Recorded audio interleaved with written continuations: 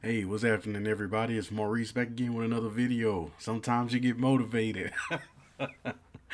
So today I want to talk about the expansions of Marvel Champions. I know that we got Mutant Genesis that's coming up pretty quickly. So, well, I guess within a month or so. And I don't think I've ever talked about any of the expansions on the channel. So I figured, why not? So I'll just rank them in order of the ones I appreciate, and the way that I guess, kind of grade them for my own liking and opinions.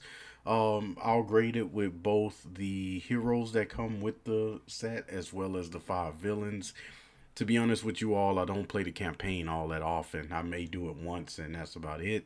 The campaign don't really add too much to the game for me. It's just extra schemes and maybe a card or two to add to the game, but it it's not the same. I see that they try to implement kind of what goes on with Arkham Horror, but man, I guess once you play Arkham Horror and see how the upgrading happens and playing with the different, having these different decisions that changes the outcome of scenarios within that expansion, Marvel Champions just don't add up to it, but that's okay because it don't need a story. But I'll go ahead and hop into it. But that's the way that I grade on how much I appreciate and like the different expansions. So coming in at number four, this might surprise y'all a little bit. Mad Titan Shadow. So this one was good. To be honest, none of the expansions are terrible in this game. I think that they all have their strengths and weaknesses. Some are more glaring than others in terms of the community perspective. But with Mad Titan Shadow, I think the creativity was there because I really enjoyed Ebony Maw. He's still one of my favorite villains in the game, but he does fall into that trap of being easily stunned and confused locked, to where he have those spells that come out, and if you draw a spell, it's an environment, and every time he activates, you take off a counter on each spell, and once he activates, the minion activates, and then that spell, goes off. And it's I think it's a real cool idea, and it fits Ebony Maw. He puts a lot of pressure on you, and especially if those, especially if you chain up those spells where you draw a spell, you put it down, and then it surges into another spell. You can be in trouble if you're not stun locking them or confused locking them. But he can be easily taken care of, but I do enjoy that idea of wondering how many spells is about to come out and how many are about to fall on top of my head real quick. But he's super fun. With Proxima Midnight and Corvus Glaive doing the what do you call it? The Avengers Tower defense. It was okay. Like, I think that it was cool trying to protect the Avengers Tower, and I think that there was a I don't know. I thought it was okay when I played through it. It was, if you're playing the campaign, it's kind of nice to be able to try to save it for the shawarma, which is kind of nice. But outside of that, I think it's a easily forgettable. It's an easily forgettable scenario. I don't think a lot of people cared that much about it. It was a good idea, with trying to sacrifice certain things to keep the Avengers Tower going, but yeah, it was okay. And then you go into Thanos, which I think he is just a meaty villain to beat. He just comes in with a ton of health. He's got the Infinity Gauntlet, so he's rotating through those Power Stones, which is causing a whole bunch of problems. He have his helmet and just all this other stuff that's going on, and he was fun to try to, you're trying to catch enough tempo to outpace him to be able to beat him. He just applies a lot of pressure. Sometimes he can deal some decent damage, but yeah, I think the hard part is just kind of slogging through the amount of health that he have. Just he's just a powerhouse that you just have to take care of. But yeah, he's a good villain. I enjoyed him, but it didn't really feel all that much like Thanos outside of the snap. Once something happens within the game and you have to lose like half your deck and fight him that way. And I think that that's a cool call to the Infinity Saga comic run. But he was okay. Um, I I didn't think he was terrible. Like I don't think that this box was terrible. It was just I guess when you experience the MCU, you experience the Infinity Saga and read through it. Man, I don't know. It just didn't feel like Thanos should have been a big bad, but he wasn't in the game, and it was it's okay. I think that he's worth playing, but um, once again, compared to the standards you would have for Thanos, he didn't live up to it. Um, Hella, one of the best villains in the game, my opinion. I think that she feels like a Lord of the Ring quest, like one of the better ones. Because the Lord of the Rings LCG, like if you played that one, you'd understand they definitely took some inspiration from that gameplay on having to that felt like you were questing. You had to fight um a, a a minion, kind of an elite minion, and then get rid of a side scheme, and then it's rinse and repeat, a couple of times. And once you get rid of all that, then you can go for the kill on Hela. So you're trying to balance between doing damage to whatever minion is in front of you, trying to take out that side scheme that came out so that the next set could come in, while also trying to get her down to a amount of health that you know that can be acceptable once you get through all of that. Because if you try to just get through all of those minions and side schemes and get to her, yeah, it's gonna spell some disaster. So she's phenomenal, man. I had a lot of fun playing her. It took me a couple of tries to finally get her, but I think that yeah, she was super fun to play against. I highly recommend her. If you don't have this box, she's definitely worth the price of admission with this box for sure.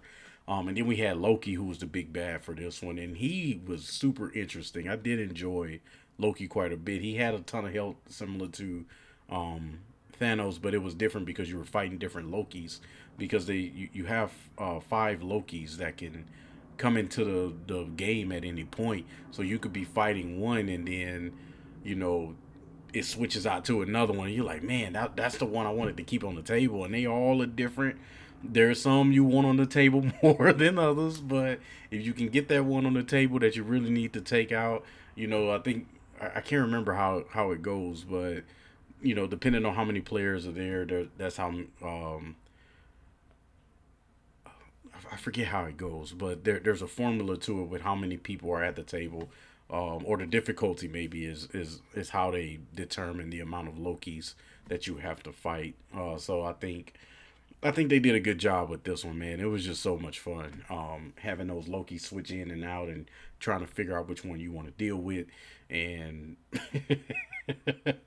oh man, he was fun. I did like that one. So that's coming in as my number four. Oh, with the heroes, Adam Warlock. If you've seen my videos, I don't care all that much for him. I'd sell him back to the store if I could. With Spectrum, she was almost in that tier for me. I ran through Sinister Motives with her and Ghost Spider. Oh my goodness, man! Spectrum is starting to creep up there as one of my favorites. I finally slightly cracked the code, or at least I can get it in a position where I can figure out the code. Because I just kept getting stuck in forms I didn't want to be in, and sometimes you just have to bite the bullet and go to alter ego to reset yourself, and that's okay. And I think that her switching those forms is so fun. She just have some of those power turns where she's removing 8 to 11 threat off a scheme, where she's dealing like 13 damage, just flipping the gamma. Like she gets disgusting sometimes. So yeah, I really enjoy her. So that's my number four. So coming in at number three,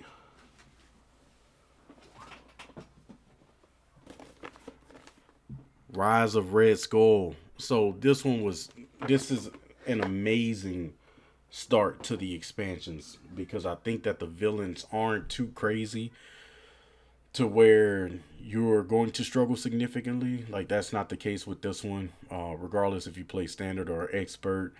And the heroes are relatively good. So you come in with Hawkeye and Spider Woman. Hawkeye is probably if we're talking in terms of power level, he'll fit like a A to B range. Oh, excuse me, B to C.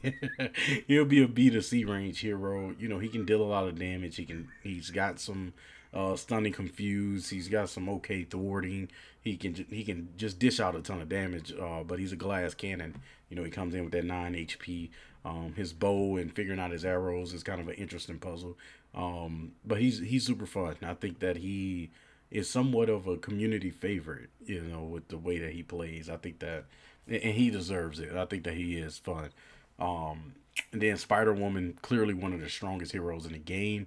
Just from her kill alone, she just has so much self sustain. She has so much resource generation, villain control, damage, thwarting. She can do it all, man. I really enjoy her. She's super fun. She can do a lot, and with her deck building, being able to deck build with two different aspects, yeah, she can just put together combos some people can't, and I think that that's yeah, she's just phenomenal. So a really good set a pair of heroes with this one. Um, so with Rise of Red Skull, you start off with Crossbones. I think he's a tricky one because he can do a ton of damage if you're not careful. If you're not paying attention, he'll wipe you clean off the map in one turn. But I think that he was super fun with all the different weapons he have and trying to deal with those as well as taking them down. And he has a lot of the Hydra Patrol and or Hydra minions that come out. So it's just a onslaught of attacks that you're dealing with. And he's just amazing, man. I do enjoy him. I think he's one of the better crafted villains in the game. So there's Crossbones, and then you have Absorbing Man. Um, I like to call him Rhino 2.0 because I think that he does what Rhino does, but he keeps you with that pressure of having to deal with threat. You know, he has a pretty high threat threshold, but he can get to the point. The longer the game goes on, the worse he gets.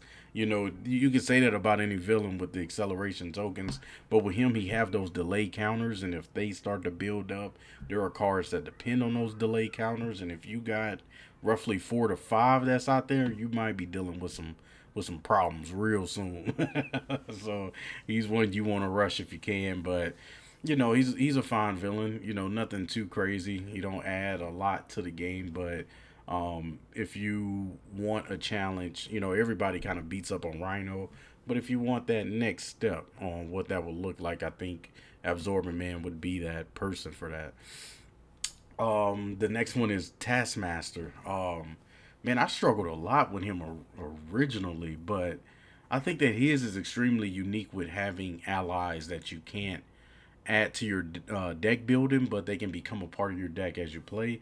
So he has these side schemes that if you reveal them, you got a set of 4 heroes, 4 allies, excuse me, that you would shuffle and put under that side scheme, and if you defeat it, then whoever defeated it gets that card goes to your hand, and you've got Moon Knight, Shang Chi, Elektra, and White Tiger that comes into the game, and I think that this scenario was fun. With trying to get all those allies, and you know if you're doing a campaign, you can keep them. Um, and he puts a lot of pressure on you. You know when you're in flipping up the hero form, you gotta you got to reveal the top. Well, not reveal it, but discard the top card on the encounter deck. And if it's however many boost icons is on there, you got to deal damage to yourself. So it's always a risk flipping up, but sometimes you got to flip down because Taskmaster just does damage all the time in any way, shape, or form. So he's a fun one, man. I like. You know, if I want to just test out the strength of a deck, I normally go for him because he just has a little bit of everything that's going on, and he's like slightly above average on everything. So he can find different ways to test your decks, and if you're looking for weaknesses, he'll gladly show you what that looks like. So I think that yeah, he's just a super fun. He's a super fun villain. The next one is Zola. Zola. So I'm a little bit biased towards him because I really like Thor. I really like Thor, and this is Thor's dream matchup next to Ultron, right? With all those minions, and he can get nasty with some of those minions he got that are coming out of the deck. It just gets it gets tragic sometimes. So I think that he's a super fun one to have at the table. If you want a minion heavy villain with a decent challenge, I think that he's definitely that. But you can always go for Ultron as well. He's similar, but I think that Zola's his were just fun to go up against because you don't know what's coming out and you don't know what attachment it's about to hop on them. That can just change the whole state of the game. So Zola is super fun, man. I think that he's one that's highly coveted in the community as well. And then last but not least, you got Red Skull. He has that cool deal where he have all the side schemes in the deck, and then they rotate every turn on them being revealed. So if you got them all out there, you just got to deal with them, or if you just put one back, and there might be another one coming right out behind it. So you got a lot of scheming to do. He kind of suffers in the attack department, but as the game goes on and he gets a few attachments, he can turn into a vicious villain at times. So Red Skull was fun. That one took me a minute to beat solo, but I finally figured him out with Iron Man at that. Iron Man and Star Lord were my favorites to go up against him with. But yeah, that's with the Rise of Red Skull. It was a really good start to the expansions with kind of breaking from the heroes or villains that you've been dealing with. Because I think at that time, all you had was the three that came with the game, and then I believe Green Goblin and Wrecking Crew. So this was a nice break from those villains and have some of the best villains in the game. So that's my number three. It was really good. My number two, it was almost my number one, but I really enjoyed Galaxy's Most Wanted. I know people hate this with a passion. I don't, man. I think the only thing, the two things I really hate about this um, expansion are the first collector and Groot. So I'll start with the heroes. So we have Rocket, who's one of my favorites, top five hero in the game for me in terms of favoritism, not power level. I love the idea of his weapons and just hauling through the deck, just trying to get what weapons you can, and to just wreak havoc from there. He have his ability to when he overkills an enemy, he gets a draw card, so he's highly favored in aggression. I think that he's extremely powerful in justice as well. Leadership is leadership, and then protection is not quite his stilo, but I think that he can pull it off just like uh, well, no, he's low tier in protection. I'm not even gonna lie. I'm not even gonna lie. And then you got Groot, who's he is what he is. He depends a lot on his growth counters. He has a lot of good events, but man, he's just not fun for me. I just don't care all that much for him. I don't think he's terrible as much as, he just don't do it for me. But he's another one I sell back as quickly as I could to the store. But let's hop into these villains. So the first one is Drain. Drain is one of my favorites. He's not even overly complicated. He's just fun to play. I think that he's got a lot of cool minions in his set. He's another one that can one shot you with an attack if you're not too careful. He's got that environment that builds up, and when it hits, I think it's four counters. Then you have to deal some indirect damage to to the people at the table. But he just gets to the point where he can snowball effectively. So you're trying to keep him from snowballing and taking him out at the same time. It can get dangerous in those later rounds, so you might want to take him out fast. The first collector right after Drain, he caused a lot of problems for me because I'm a build heavy kind of person, and this box doesn't allow you to build much, if at all, right? And I think that Iron Man is like a oh man, you're a complete masochist if you go through this set with Iron Man.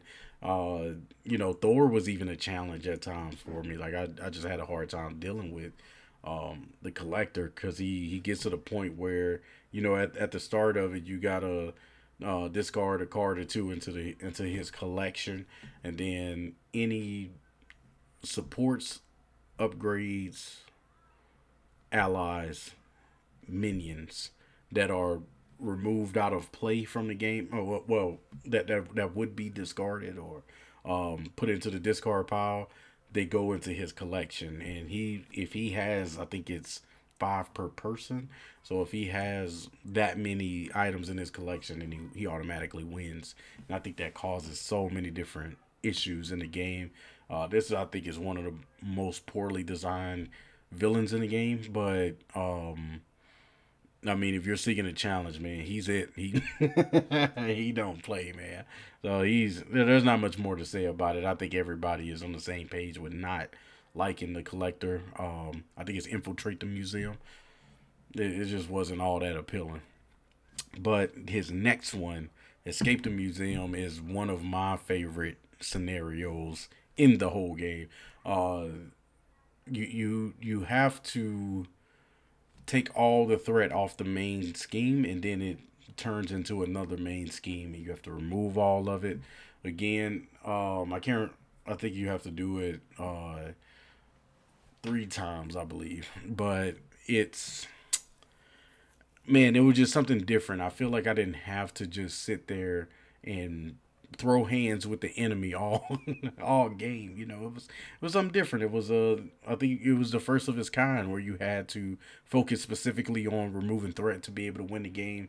So this allowed a different win condition than what we were accustomed to seeing in Marvel Champions, and I love that the first time I played it, and I would still break out any hero to go up against that collector at any time. I love that one. That's one of my favorites. So, yeah, super fun one. Highly recommend it if you haven't touched it yet. Um, Collector Nebula, the queen of making you fight fast.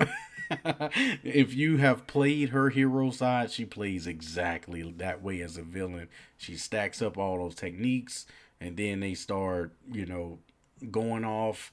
And she also has a side, I mean, not a side scheme. She has her main scheme that don't have a high threshold at all. So you're trying to mitigate all the threat that she have on her main scheme, and you're trying to keep up with those techniques that's just stunning you and doing a ton of damage and adding on to the main scheme. Like it's a mess, man. So just trying to deal with all that at once can be overwhelming, but I thought that was a super fun challenge. I went up against her solo with Black Panther, and I thought, that was such a fun face off to where I could stand up as Black Panther in hero mode and just Wakanda forever to the end of days. So that was a fun experience. I'm trying to get her out of there.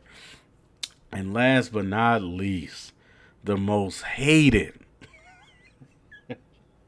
the most hated in Ronin. I actually don't hate Ronin. I make a lot of jokes about him, just because I know the community would understand it. But never have I ever had a villain in this game that infiltrated my thoughts while I was at work. Like I was playing this scenario with a friend, and he was just now getting into Marvel Champions. He loves Hulk, and I kid you not, we must have. This was just on standard. We must have. It must have taken us. Sheesh. 13 tries to beat him. Y'all, I kid you not, I had to dig in my bag to be able to beat him, man. I really had to dig deep. We ended up beating him with Hulk aggression, Captain America protection, but man, that took every inch of our soul to win, and I did appreciate that. Like I wasn't appreciating it in the moment because I was upset because that man was living rent free in my head for a week and some change. But I kid y'all not, there was no greater feeling in this game from from me beating Ronin. Like there's no other villain I look back and when I beat them, it didn't give me that same hit of dopamine. Oh man, he was so soul crushing, but I earned that victory, man. We earned it, man. Shout out to my boy Aaron, man. We worked for that, man. He made us dig deep. Like he had my friend had to dig deep, and he didn't even know all that much about the game, man. That was crazy. But yeah, I never had to run through so many heroes to try to beat them. But I think that just to kind of go on a slight tangent about Ronin, I think at times we need challenges like this in the game. I know that it didn't help having Rocket and Groot start off in this particular set, but I think that um with villains like Ronin that really stretches you, I don't think that that's a bad thing for this game. I think that he just does a good job with pressuring you and making you work for that victory. Um, is he unfair at times? I would argue sometimes, but I think that he's not impossible. If you've never beaten Ronin and you're watching it, it's not impossible. I'm keeping 100 with you. It's not impossible. Um, if you haven't seen my boy Descry Gaming, that's Descry gaming, he have beaten Hulk on. He's beaten Ronin on expert numerous times with different heroes. So I think so. Go check out his channel. I'll try to leave a description in the video for it, but it's possible, and I think that we need challenges like that from time to time to remind us that we can't just walk up here and stun lock and confuse lock enemies and destroy them in one shot all the time. Man, there's going to be those Ronins waiting around the corner after you done knocked everybody else's head off. That's like, I'm about to take your head. So I think that we needed that. So that was my number two, and I guess y'all already know what number one is, and this is the most recent one with Sinister Motives. I think that the hero set that's with this game, I think, is the most powerful. With Miles Morales and Ghost Spider, I just think that they, as a tandem, are just extremely strong. I think that Miles is, man, just one of the strongest heroes in the game. He's definitely like top 10 easy. I think Ghost Spider is decent. I think she definitely favors protection, but there's enough cards in the other there's enough cards in the other ones where you can make it work, especially with all the web warriors that are out now. You can make a leadership deck to where she can excel in. She's definitely the strongest in protection because of her ability to ready off of interrupt and response events. And that's where the majority of them are at. So you have a higher chance of just pulling that off with her, with her being in protection than any other one. And I think that almost at threat justice have a pretty good set. But yeah, let's hop into these villains for this one. So you start off with Sandman. Sandman is nothing that you've seen before. I would argue he's in that same lane as Rhino, where you're probably going to have to deal more with the damage that he's dealing than the threat that's being put onto it. He's got some pretty straightforward. He's got some pretty straightforward minions. So he's got that environment. Sand in the streets. I can't remember the name of it, but it's okay. This will be another one that's like one of those sets that aren't that memorable. But I mean, excuse me, the villain that's not that memorable. He's okay. It's nothing too crazy. But yeah, he's all right. The second one is Venom. Venom might be my favorite in this whole thing. He has his whole bell tower uh, gimmick where instead of doing damage to him, you can put damage counters onto the bell tower, and then it's on his quiet side. But once you have at least, I think it's three per person, you can flip it over, and if when it's flipped over, it's ringing, and loud noise is one of the issues that Venom deals with. So each instance of attack that you're doing to him does an extra damage. But if you're doing damage to him, he gets face down cards, face down boost cards. So you want to do big attacks if you can do attacks to him, or if you got a minion that a ally that can take that damage, when he's swinging at you for 20. So I think that um, he's a very interesting puzzle to try to figure out because it took me a couple tries to finally get him, and he was really good. I had a lot of fun with that, especially with deck building, trying to figure out how to get rid of him. So he's super fun. Yeah, he's definitely rose up to the top as one of my favorite villains for sure. The next one is Mysterio. He was super cool, super cool. This is one I'm looking to revisit a little bit more. He just has a lot of interesting gimmicks in his deck where he's sliding illusion cards to you. He don't deal a lot of damage, but he can run up his main scheme pretty quickly, and it's kind of cool because I have like the midnight blue and or the night blue and the tangerine dragon shields. So it's kind of cool whenever you start to see them get mixed in.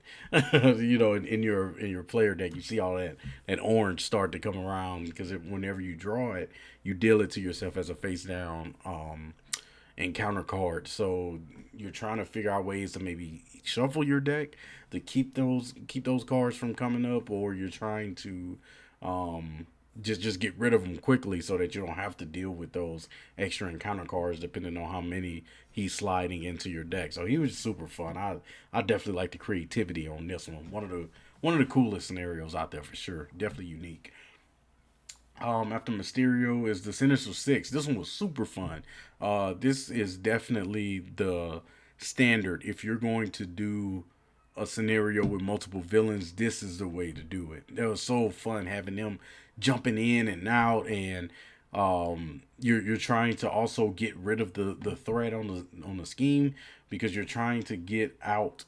You're trying to get yourself out of the tunnel that they have you trapped in, and you got the first one that you're trying to get rid of the first main scheme, and then it flips over to the next one, and they have a hazard icon, so you're getting extra encounter cards every turn, and there are cards that bring them into play if they're not.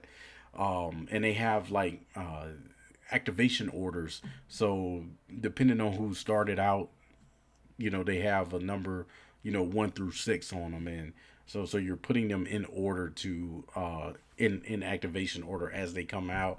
So whenever they activate, it changes over to the next one. So they got that feeling of like you're being jumped, by these guys. So that's super cool, man. This is definitely easily the best one that has multiple villains. I think this is what Wrecking Crew was trying to do, and it didn't quite succeed at it, but that's okay. That was their first time doing it, so they've definitely found the standard on how to do those multiple villain scenarios. And then we got Venom Goblin, and this dude is a full menace. Like, I'm surprised to not hear about how hard this guy is. Like, it took me some tries to get him. I don't think he's as hard as Ronin, but I mean, he's pretty tough. So, I'm surprised to not hear much on. And I don't know if it's just people not having the box or not having experienced him all that much. But he's tough. But it's once again another super cool scenario where you have these three main schemes that's up there, and if they pop, then you would flip it over, and then it becomes an environment. And the more environments you have, the more struggle you're dealing with, and every time